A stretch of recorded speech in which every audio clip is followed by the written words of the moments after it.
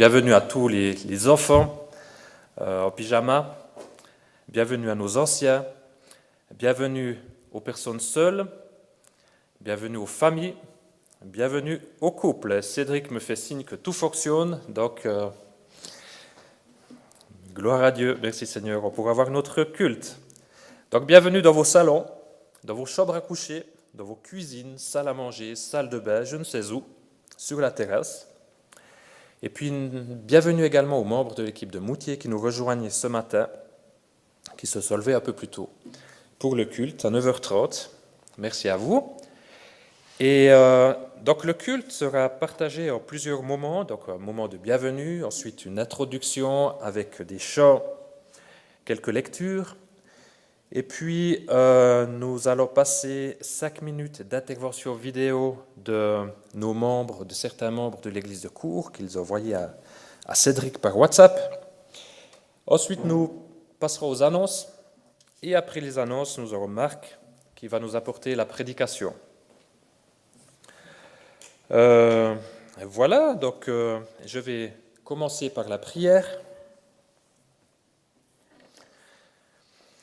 Seigneur, j'aimerais te remercier ce matin parce que tu es à nos côtés. Merci parce que tu nous aimes. Merci parce que tu entends nos prières, tu nous gardes, tu nous soutiens, Seigneur.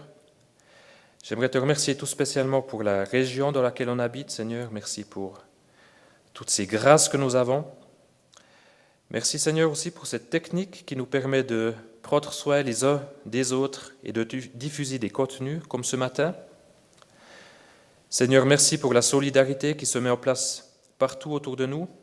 Merci Seigneur pour mes sœurs et mes frères dans la vallée, dans la région, dans le monde. Seigneur, j'aimerais te prier tout spécialement pour toutes les personnes malades, pour toutes les personnes mobilisées, pour faire face à cette crise. J'aimerais te prier, Seigneur, pour le corps médical, pour les soins à domicile. Je te demande vraiment de les encourager, Seigneur. Ils auront des horaires très, très chauds, Seigneur, ces temps. Je te demande d'être avec eux.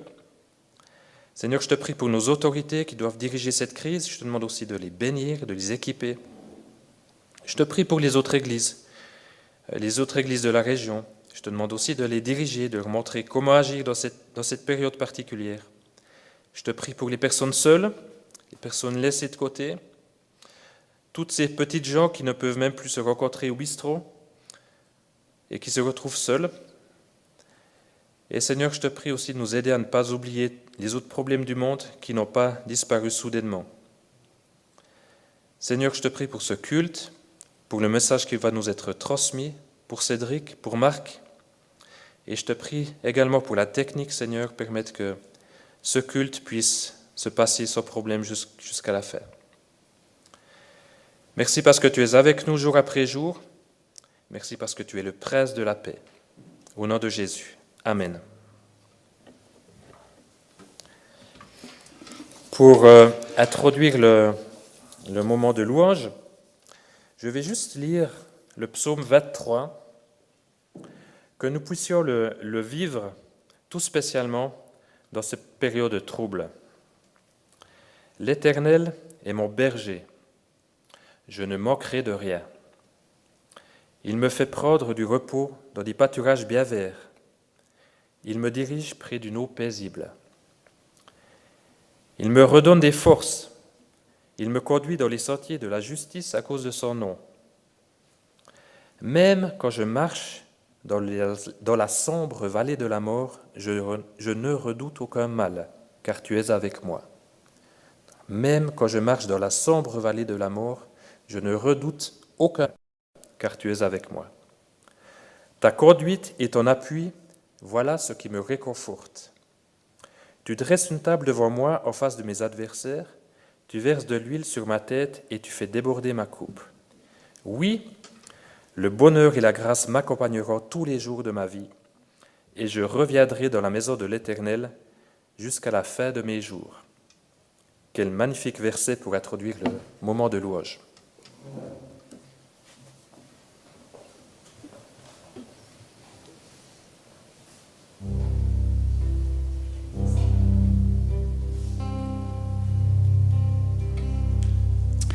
Voilà, bonjour à chacun. Nous allons louer le Seigneur ensemble. On a un peu moins de son que quand on est rassemblés ici, dans votre salon, mais n'hésitez pas à pousser un peu le volume et puis à louer le Seigneur avec nous.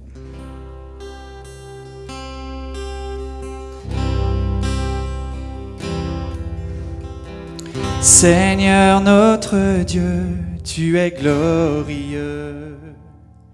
Nous t'adorons et nous t'aimons.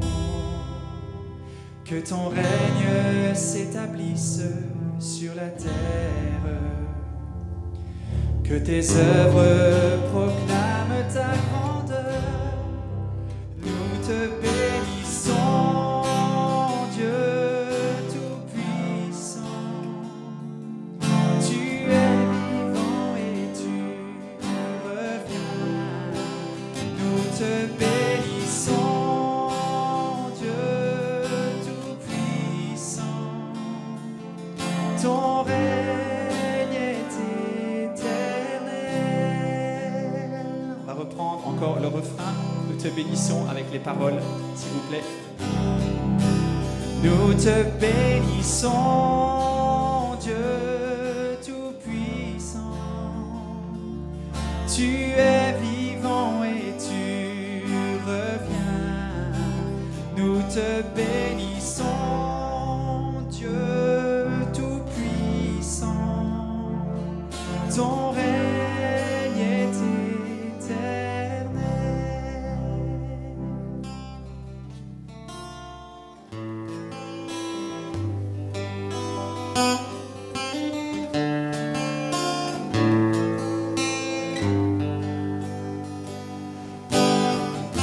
L'immensité de ta grandeur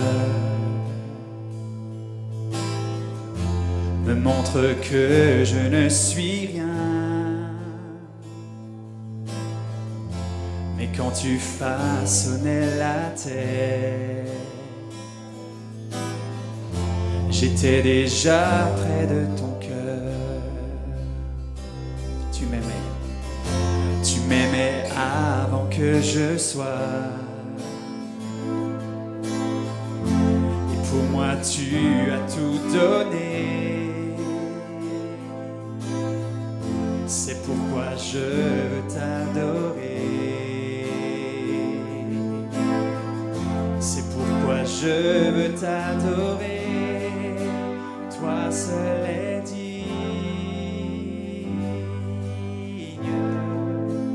de recevoir louange et gloire pour l'éternité.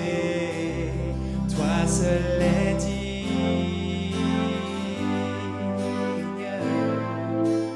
de recevoir louange et gloire pour l'éternité.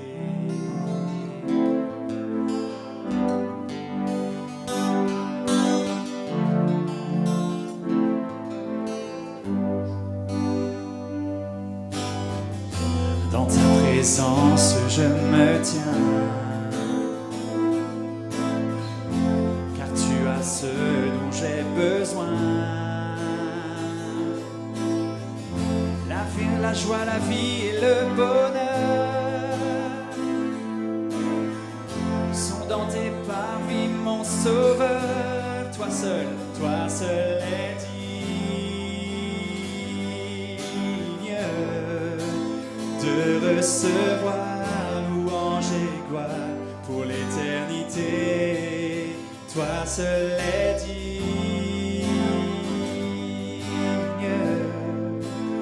de recevoir louange et gloire pour l'éternité.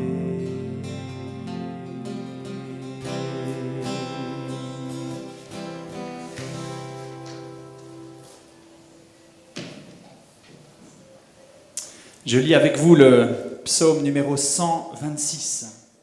Quand l'Éternel a ramené les captifs de Sion, nous étions comme dans un rêve. Alors nous ne cessions de rire et de pousser des cris de joie. Alors on disait chez les autres peuples, « Oh, l'Éternel a fait pour eux de grandes choses. » Oui, l'Éternel a fait pour nous de grandes choses. Nous sommes dans la joie. Viens changer notre sort éternel, comme quand l'eau coule à nouveau dans les lits des rivières du Néguev. Celui qui sème dans les larmes moissonnera avec des cris de joie. Celui qui s'en va en pleurant alors qu'il porte sa semence reviendra en poussant des cris de joie alors qu'il portera ses gerbes. Ce psaume est là pour nous rappeler que quand tout ce qui se passe autour de nous semble être un sujet de tristesse, pour le peuple de Dieu, cela peut devenir un sujet de joie. Christ est ma joie. C'est un chant que les enfants connaissent bien. On l'a appris ces derniers dimanches avec eux en bas et on va essayer de le chanter. Alors les enfants, si vos parents ne connaissent pas ce chant, chantez-leur bien fort avec eux.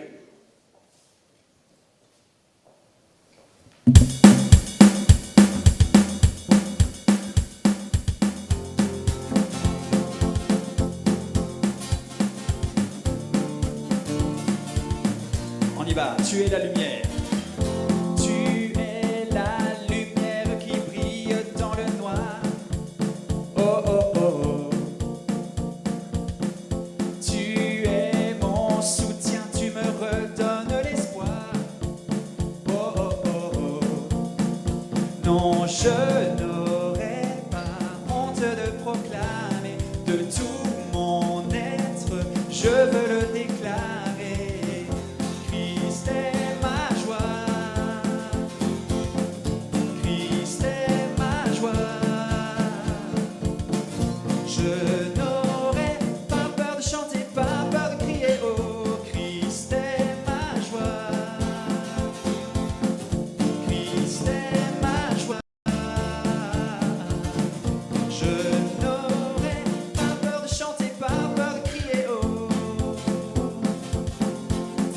Où que vous soyez maintenant, que vous soyez dans votre salon, à la maison, disons encore maintenant que nous espérons à jamais en Dieu. Pourquoi me taire quand mon âme est accablée? Oh oh oh oh. En toi j'espère, tu ne failliras jamais. Oh oh oh. Non, je n'aurai pas honte de proclamer de tout mon être, je veux le déclarer. Christ est ma joie. Christ est ma joie. Je n'aurai pas peur de chanter, pas peur. Encore une fois. Christ est ma joie.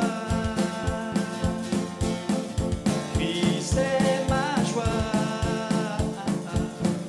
Je n'aurai pas peur de chanter, pas peur de crier, oh.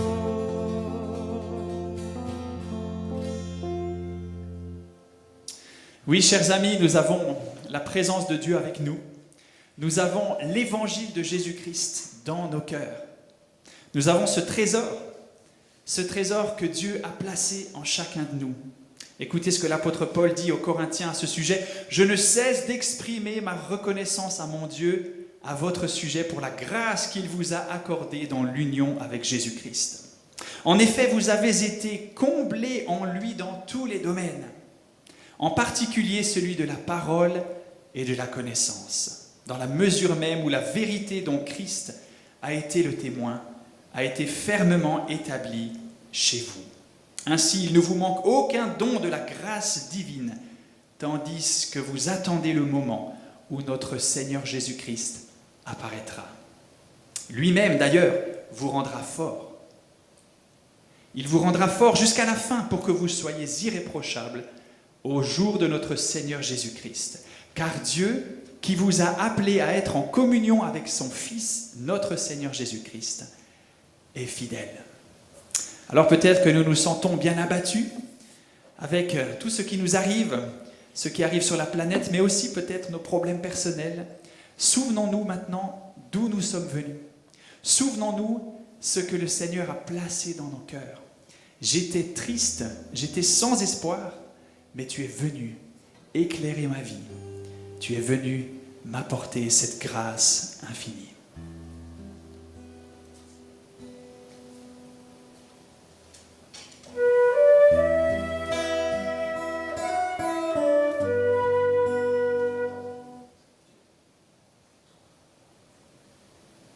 petit accordage de flûte.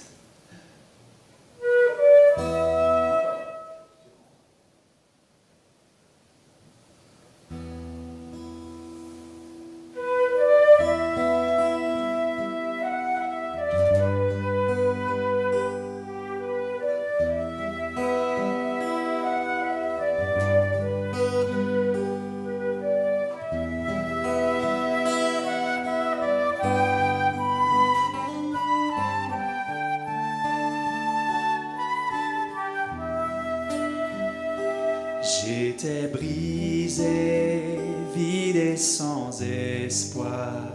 Ta grâce m'a trouvé, m'a restauré.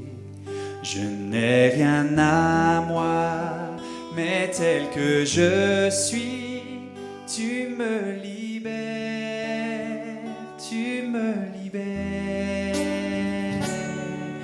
Grâce infinie de notre Dieu, tu m'as retrouvé. J'allais errant de lieu en lieu quand tu m'as retrouvé, quand tu m'as retrouvé. Maintenant je vois, et maintenant je vois. Je vois l'amour, la grâce dans tes yeux, donnant ta vie pour moi,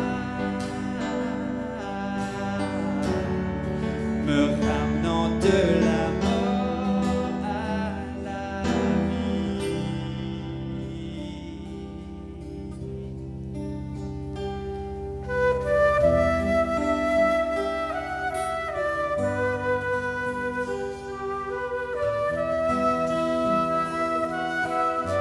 Tu prends nos échecs, tu prends nos échecs, tu prends nos faiblesses, tu places ton trésor dans des vases d'argile. Oh, prends mon cœur, Père, je veux te servir pour que tous voient ta vie en moi. Grâce infinie de notre Dieu, qui un jour m'a sauvé. J'allais errant de lieu en lieu, j'allais errant de lieu en lieu, quand tu m'as retrouvé. Et maintenant je vois, et maintenant je vois. Je vois l'amour, la grâce dans tes yeux, donnant ta vie pour moi, donnant ta vie pour moi, me ramenant de la mort à la vie.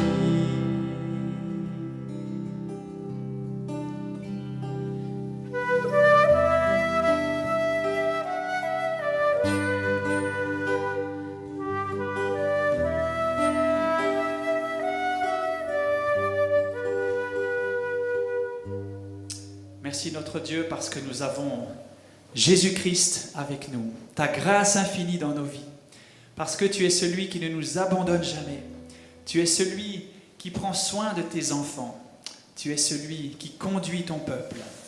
En ces circonstances, Seigneur, bien particulières, nous voulons redire avec foi maintenant, oui, tu es notre espoir, oui, tu es notre secours, notre rocher qui ne manque jamais dans la détresse.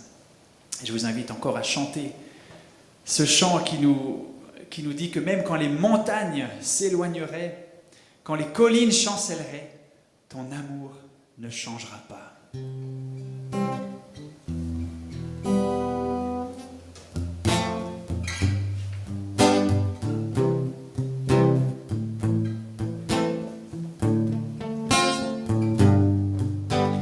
Quand les montagnes s'éloigneraient,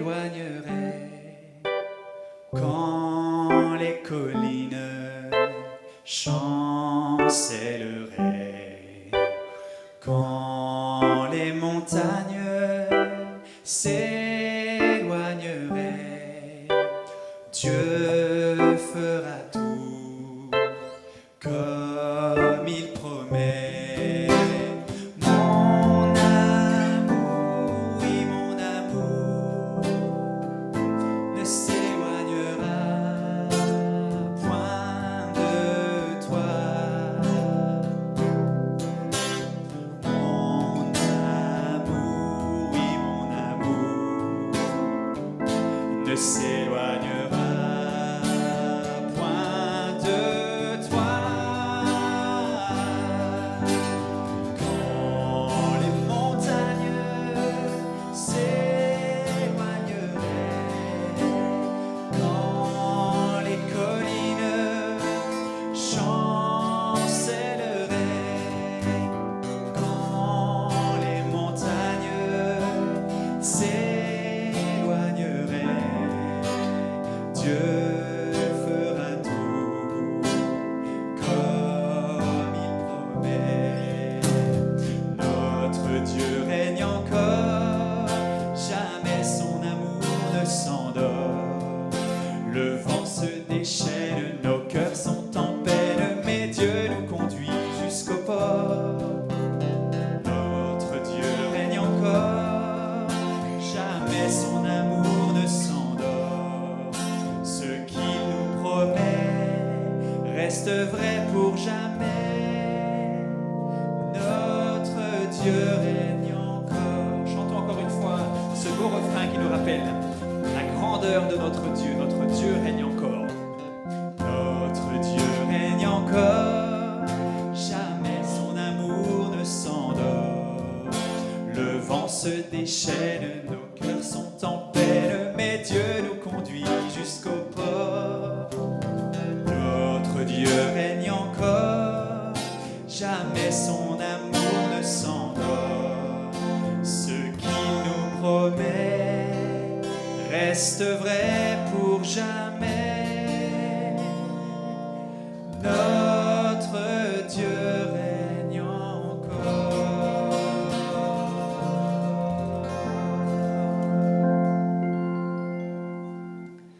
Amen.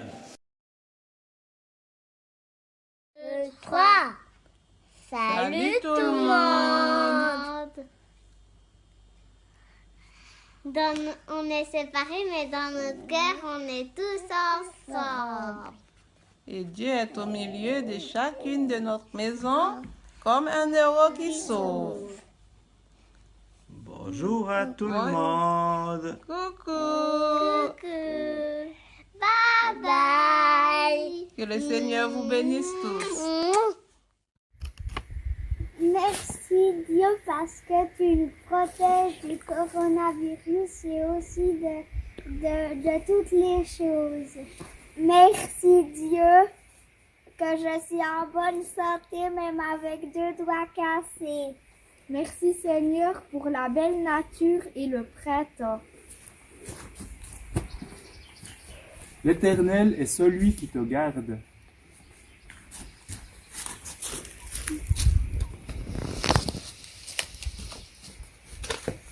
Merci Seigneur parce que tu nous donnes ta paix. Ne vous inquiétez de rien. Mais en toute chose, Faisons connaître nos besoins à Dieu par des prières et des supplications, dans une attitude de reconnaissance Et la paix de Dieu qui dépasse tout ce que l'on peut comprendre gardera vos cœurs. et nos pensées. en Jésus-Christ. 4, verset 6 à 7. On vous aime.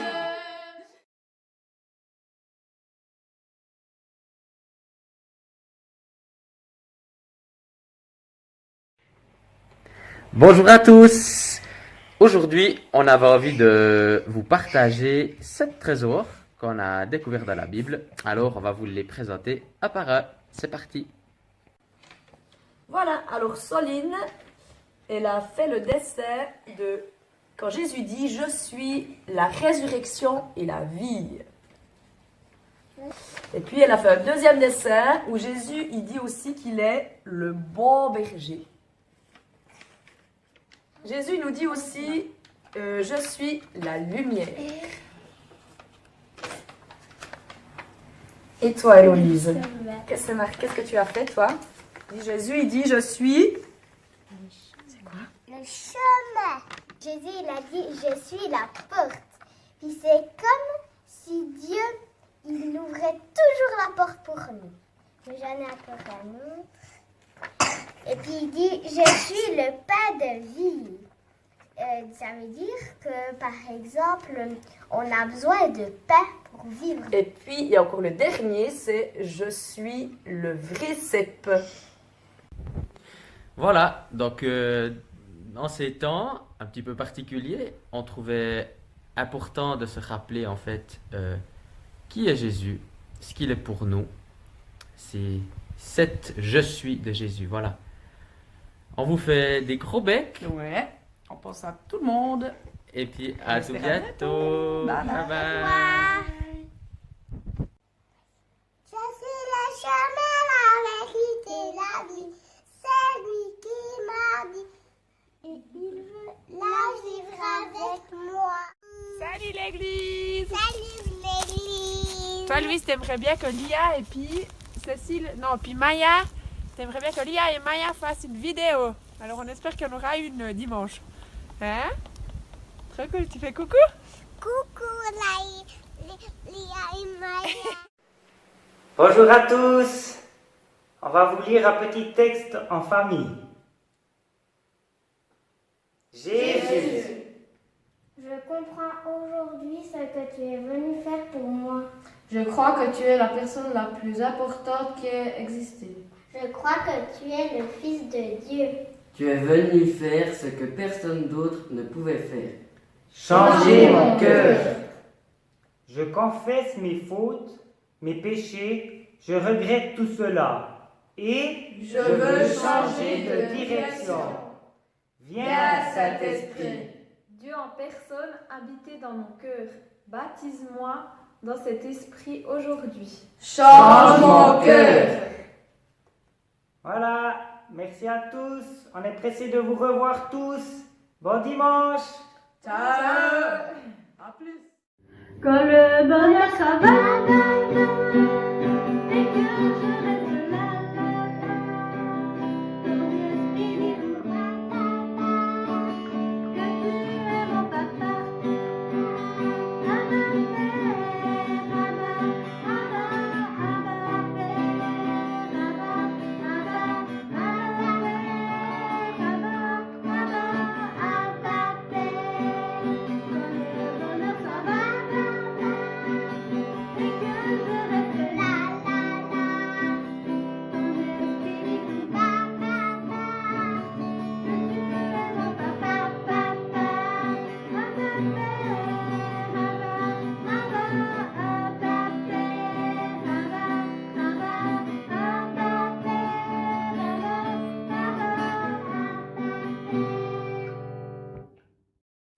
Voilà.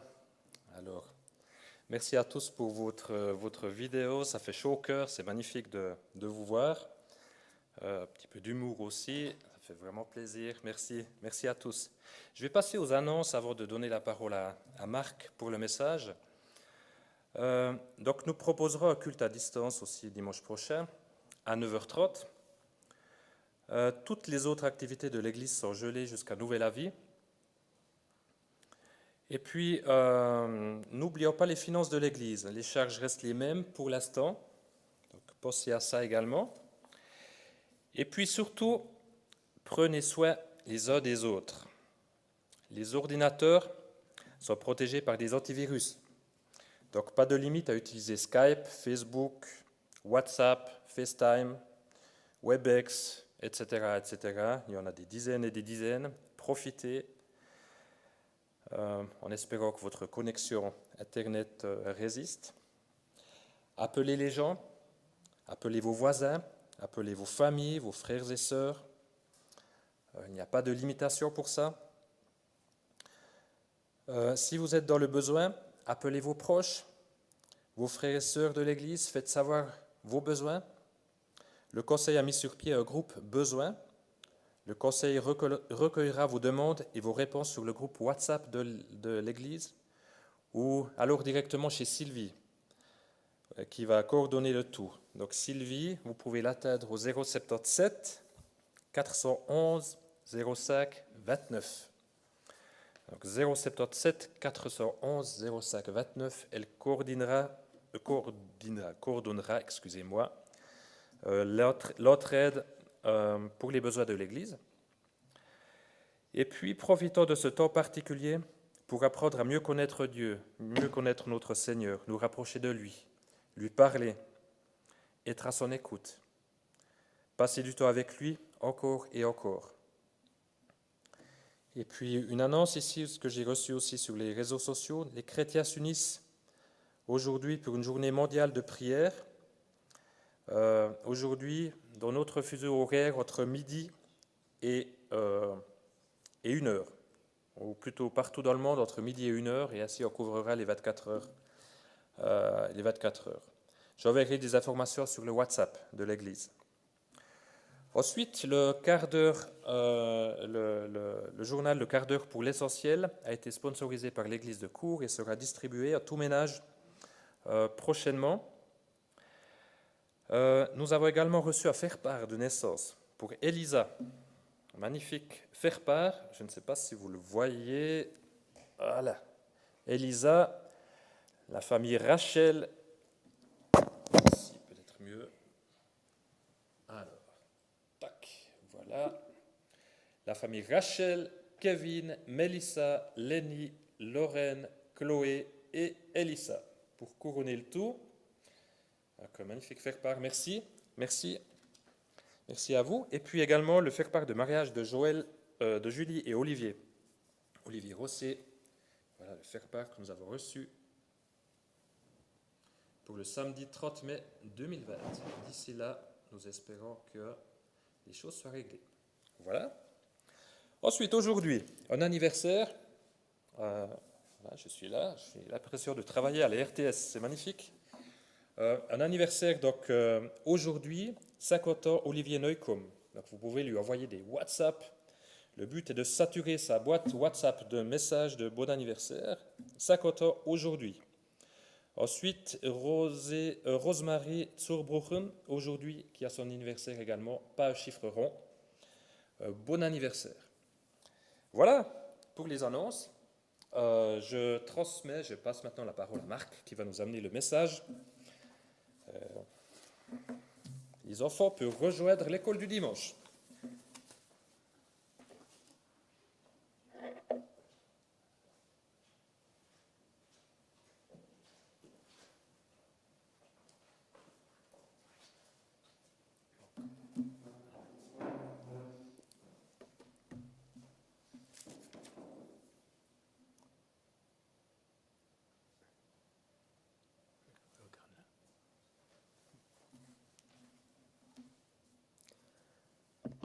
Bonjour à toutes les amies et à tous les amis que je ne vois pas, mais le Seigneur nous voit.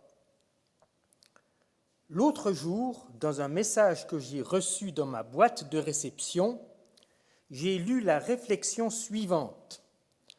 La pandémie actuelle nous invite à prendre soin les uns des autres et à nous préoccuper des besoins des uns et des autres, y compris nos propres besoins.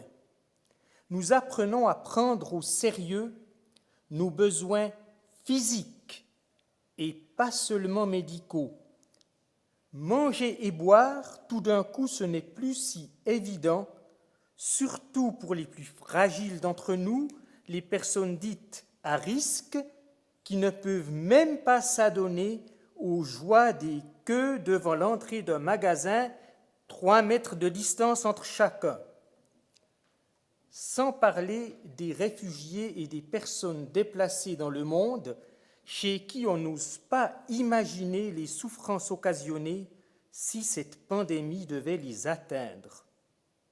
Mais, disait ce message, il y a encore plus important que nos besoins physiques, nos besoins non physiques. Si nous négligeons ces besoins plus importants, Nous ne tiendrons pas la distance dans cette épreuve. Nous n'arriverons pas à persévérer dans les bonnes attitudes. Les besoins non physiques dont parlait ce message, ce sont par exemple le besoin de sens, un sens à ce que nous faisons, et le besoin de se projeter dans l'avenir, le besoin d'espérer, d'avoir cette espérance que la victoire est au bout du chemin. Ce message émane d'une association laïque et n'est pas formulé, en tout cas pas intentionnellement, dans un sens chrétien. Mais nous avons d'autant plus de raisons, si nous sommes chrétiens, de nous replonger régulièrement dans le message de l'Évangile qui donne sens à ce que nous essayons de vivre au quotidien et qui nous assure de l'espérance de la victoire. Et à présent, nous lisons dans l'Évangile, selon Matthieu, chapitre 12, versets 15 à 21. Matthieu, chapitre 12, versets 15 à 21.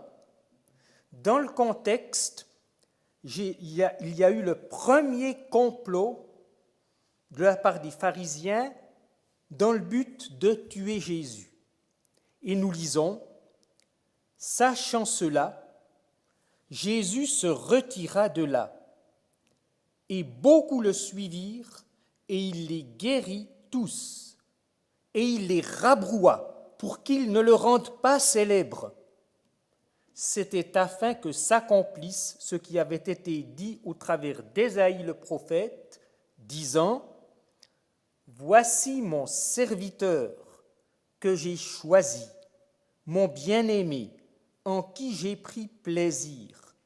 Je mettrai mon esprit sur lui, et il annoncera le droit à tous les peuples.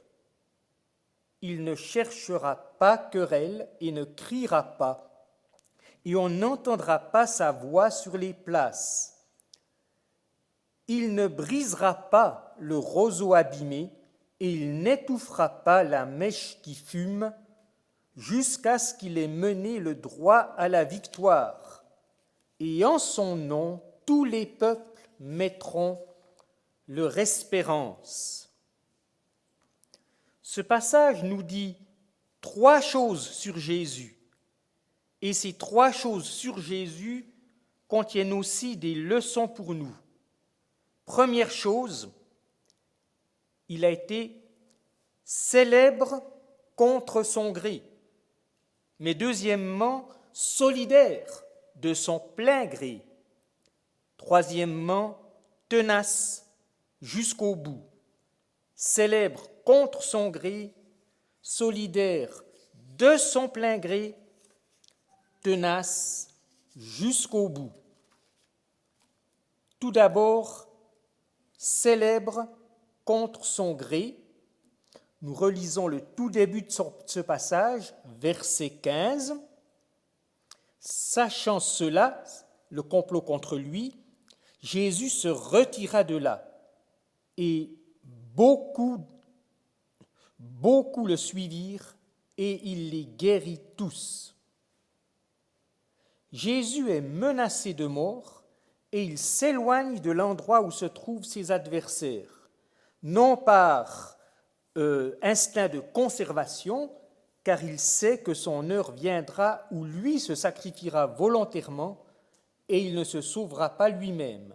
Mais il se protège du complot pour mieux continuer à répondre aux besoins des gens. Ce n'est pas encore l'heure de mourir, c'est l'heure de guérir les gens. C'est la ténacité de Jésus dont nous aurons l'occasion de reparler. Mais j'aimerais souligner maintenant autre chose que l'évangéliste Matthieu met beaucoup en évidence. Et ça vient au verset 16.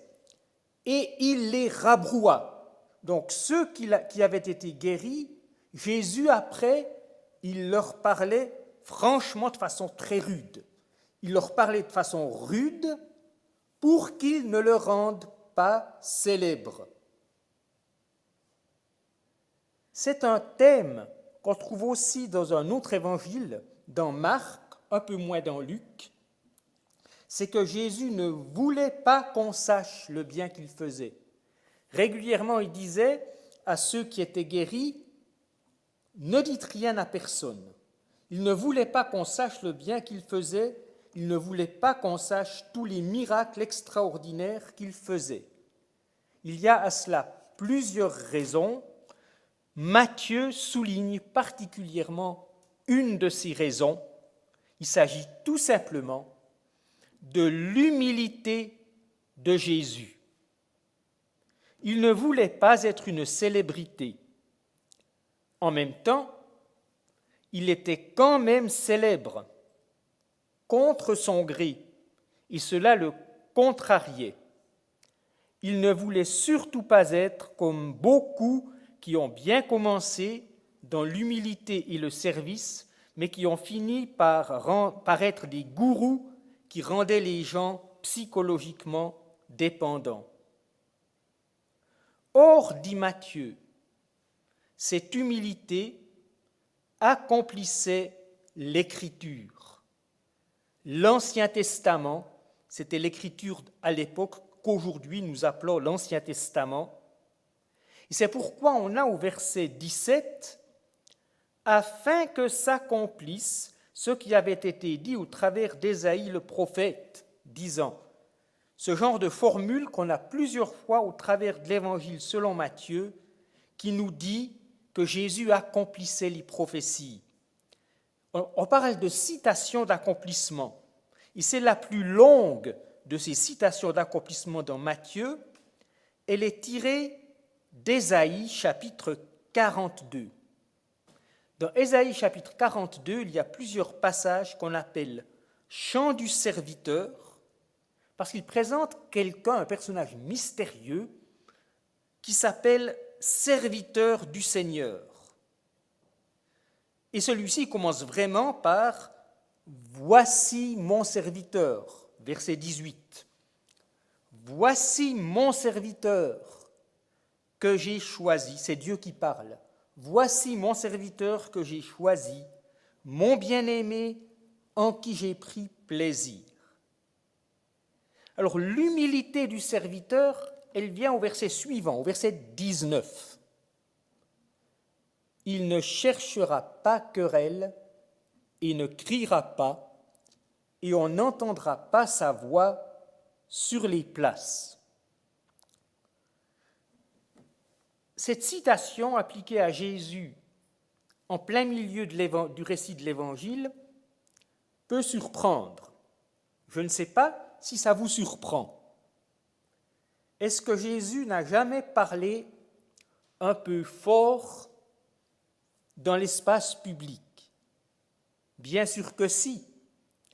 Jésus a beaucoup enseigné dans les synagogues, mais aussi dans l'espace public.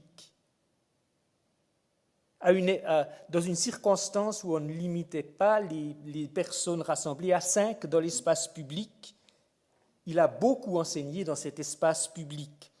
Et parfois, il devait parler bien fort pour que tout le monde l'entende. Rien qu'au chapitre suivant, Matthieu 13, il a parlé depuis un bateau à la foule qui était sur le rivage. Autant vous dire qu'il ne pouvait pas parler dans sa barbe ou murmurer. Alors, qu'est-ce à dire? Il ne cherchera pas querelle, d'accord? Il ne criera pas, on n'entendra pas sa voix sur les places. C'est l'esprit dans lequel il a fait cela. C'est son but. Ce n'était pas pour être un prédicateur à succès. De son temps, comme de tous les temps et encore aujourd'hui, les prédicateurs à succès ne manquent pas. Mais lui, contrairement à un prédicateur à succès, ne cherchait pas, par exemple, à garder ses adeptes. Parfois, c'était bien compris, ce qu'il disait, souvent c'était mal compris, parfois et souvent ça choquait, et puis beaucoup ne voulaient plus l'écouter après. Il disait, eh bien vous êtes libre. Et il perdait beaucoup d'adeptes aussi. autant un autre évangéliste, Jean, dit même plus qu'il n'en gagnait des adeptes, qu'il en perdait. Il n'était pas là pour son succès personnel, c'est son humilité. Maintenant, on dira, il y a aussi, il ne cherchera pas querelle. Mais là aussi, ça peut paraître étrange, juste après, je ne l'ai pas lu, mais juste après ce passage, dans Matthieu 12, eh bien, il y a controverse après controverse avec les pharisiens. Alors, qu'est-ce à dire? En fait, il était entraîné dans ces controverses malgré lui. Ce n'est pas lui qui cherchait à quereller. Et du coup, il avait, il faut dire, un don pour répondre du tac au tac. On peut dire qu'il était débatteur malgré lui, comme il était célèbre malgré lui. Leçon pour nous. Quelle est la leçon pour nous de ce qu'il était célèbre, que Jésus était célèbre contre son gré? Une leçon d'humilité. Et dans cette crise, nous sommes appelés à l'humilité.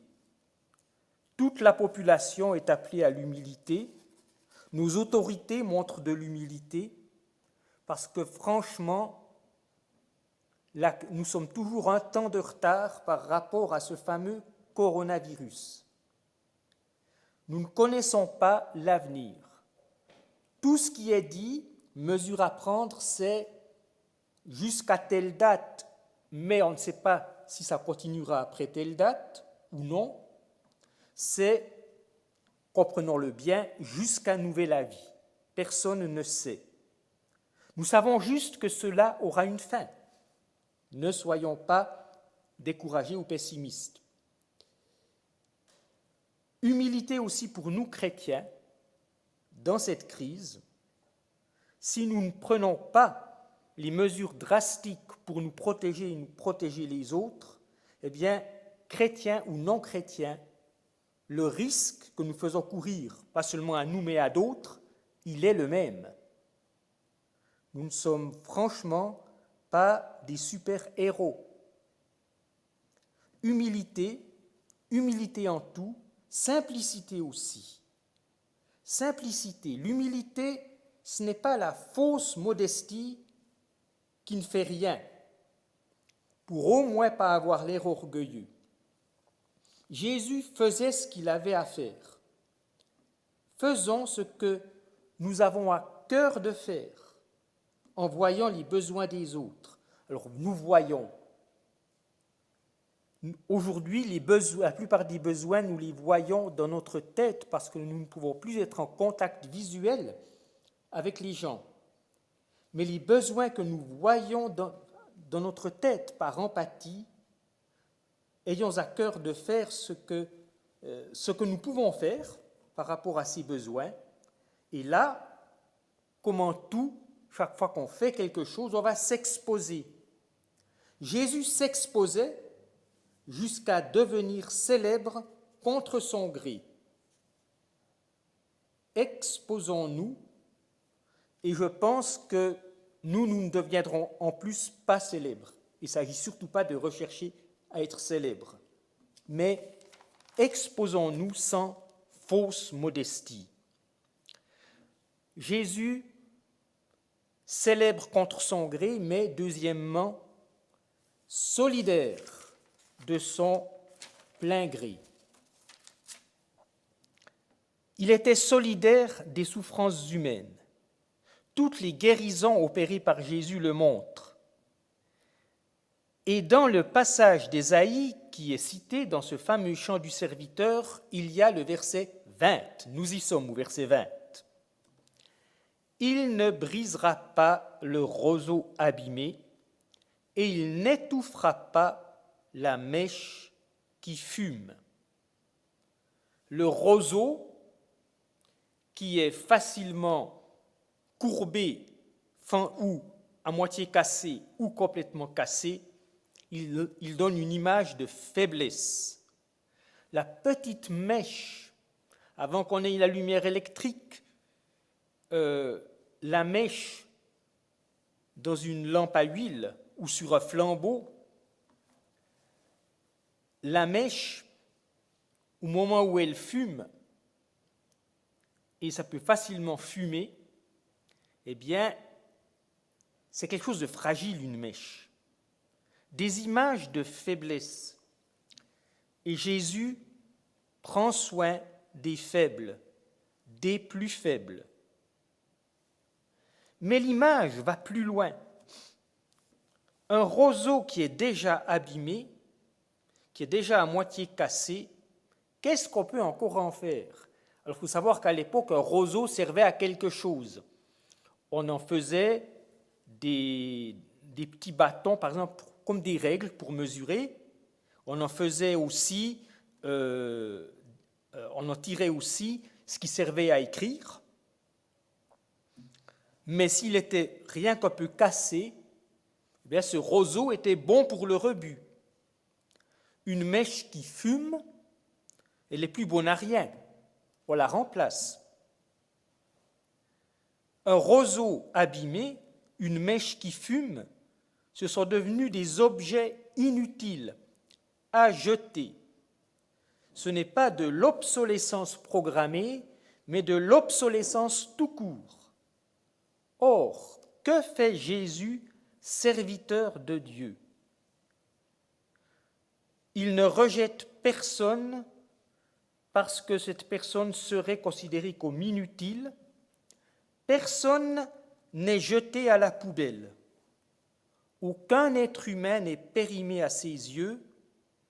Personne n'est irrécupérable. Il y a les malades et les infirmes qu'il ne considérera jamais comme étant d'une perte de temps de s'en occuper, de les guérir. Mais il y a aussi ce qu'on appelait les pécheurs, qui étaient en fait pas n'importe quel pécheur, nous sommes tous pécheurs, mais ceux qu'on considérait justement comme irrécupérables pour la société. Et Jésus passait beaucoup de temps avec eux, et il a transformé la vie de beaucoup d'entre eux. La leçon pour nous, c'est que personne n'est inutile. Dans le cas de l'épidémie actuelle, dans notre situation, tout est fait pour sauver autant de vies que possible. C'est le sens de toutes les mesures prises par notre système sanitaire, les mesures de protection enjointes par nos autorités. Tout est fait pour sauver autant de vies que possible, et heureusement. Mais au-delà des vies physiques, au-delà même de ce que nous vivons actuellement, personne n'est à classer. J'ai été déçu par telle personne, elle est classée, je ne vais même plus essayer, je vais me tenir à distance de cette personne dans le sens de la distance de la relation personnelle. C'est irrécupérable. Non, personne n'est irrécupérable. Personne n'est hors d'atteinte de l'Évangile qui transforme des vies. Et cela nous concerne, nous, parce que Jésus agit dans les vies, maintenant qu'il est monté au ciel, au travers de nous. Personne n'est irrécupérable. Donc Jésus, célèbre contre son gré, solidaire de son plein gré, et troisièmement, tenace jusqu'au bout. Nous revenons pour cela au verset 18, dont nous relirons la seconde partie, les 2 derniers vers. Dieu dit de son serviteur, on sait que maintenant que c'est Jésus, « Je mettrai mon esprit sur lui et il annoncera le droit à tous les peuples. » L'Esprit de Dieu, le Saint-Esprit, il donne la force Ce n'est pas pour rien que dans la Bible, l'esprit est associé à la puissance, mais de quelle puissance s'agit-il? C'est la force des doux. Jésus était suprêmement doux, en même temps qu'il était humble. La force de l'esprit, c'est la force des doux. Et la force des doux, c'est celle qui va le plus loin, qui, dans la durée, obtient des résultats réels et profonds dans les vies. Jésus était éternellement Fils de Dieu.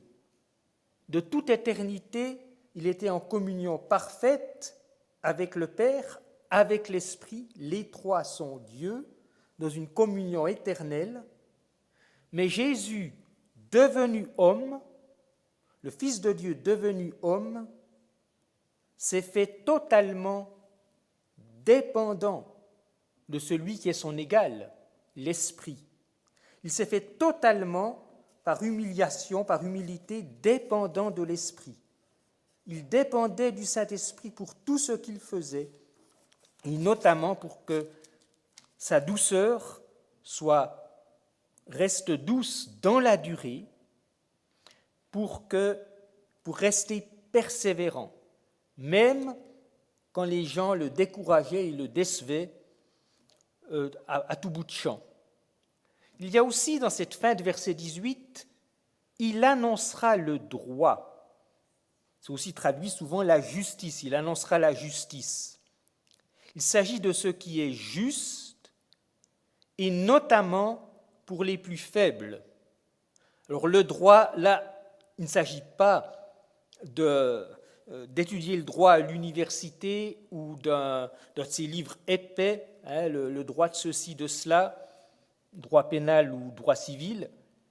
On dit le droit, c'est ce qui est juste, ce qui fait droit à tous les humains.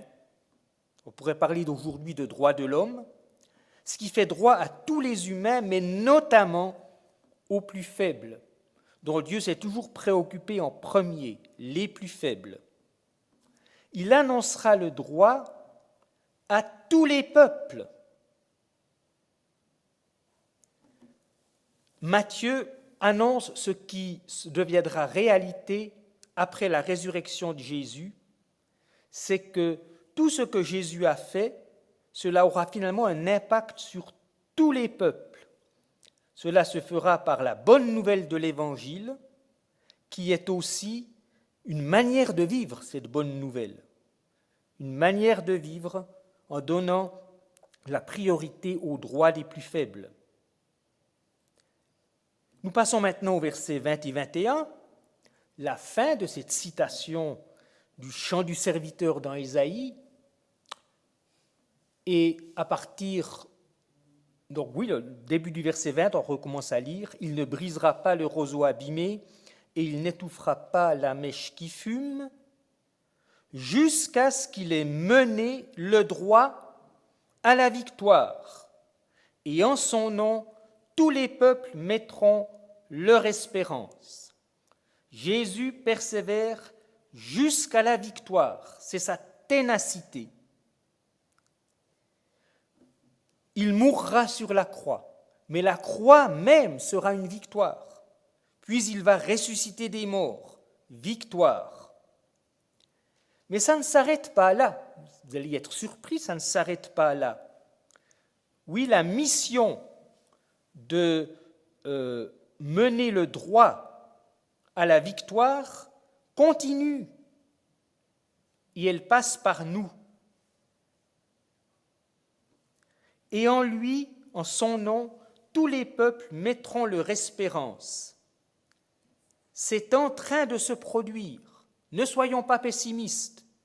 Ne nous arrêtons pas aux personnes qui ne semblent pas ouvertes à l'Évangile, chez qui nous n'avons pas l'air de trouver un écho si nous essayons de partager la bonne nouvelle.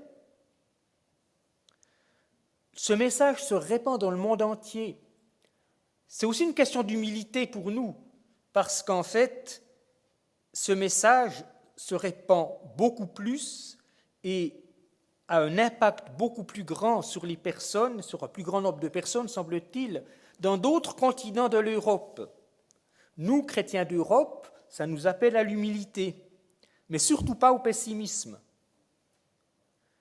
En son nom, tous les peuples mettront leur espérance, vivons-le tout simplement.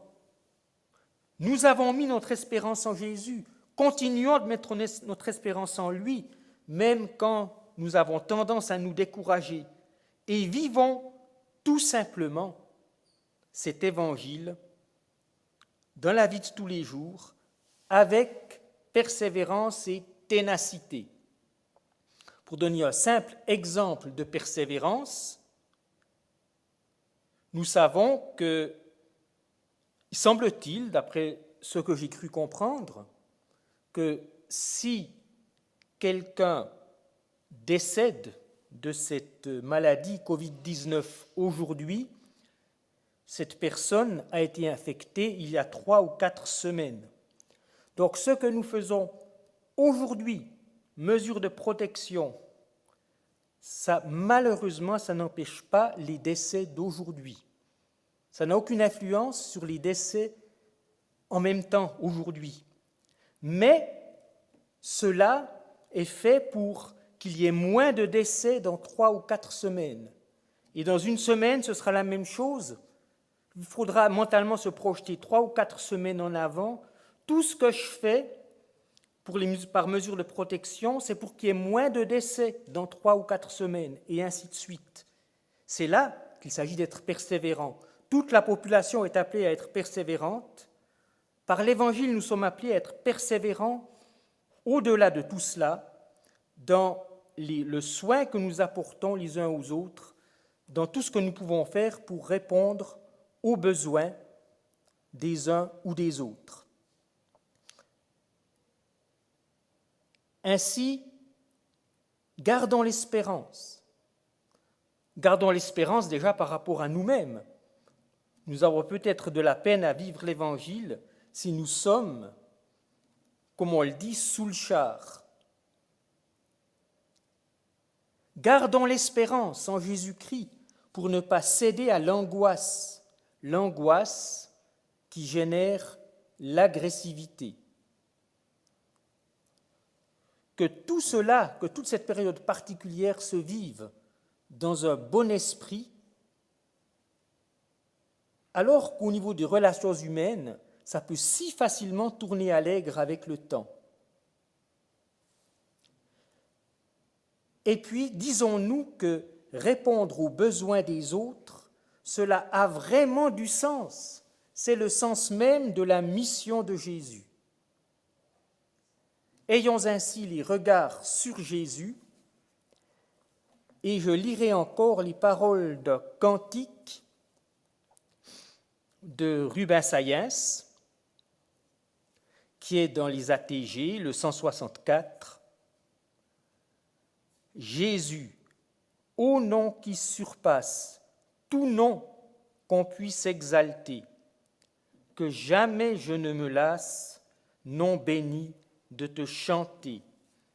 Seule clarté qui rayonne sur les gloires du saint lieu, seul nom dont l'écho résonne dans le cœur même de Dieu.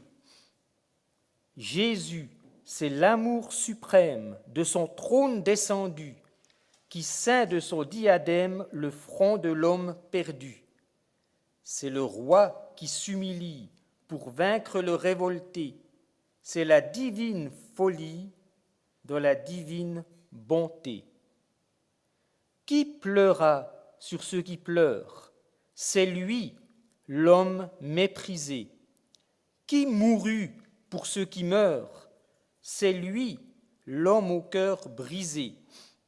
De son sang et de ses larmes, il arrosa son chemin, et c'est par ses seules armes qu'il sauva le genre humain.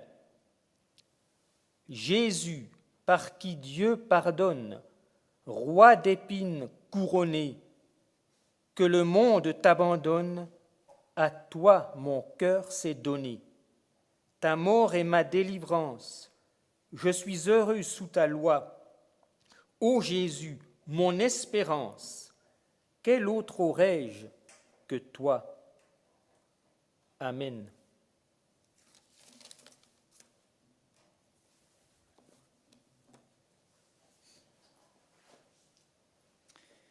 Pour terminer et donner suite à ce message qui nous reparle de Jésus, je vous invite encore à chanter ce dernier chant, Jésus, espoir des nations.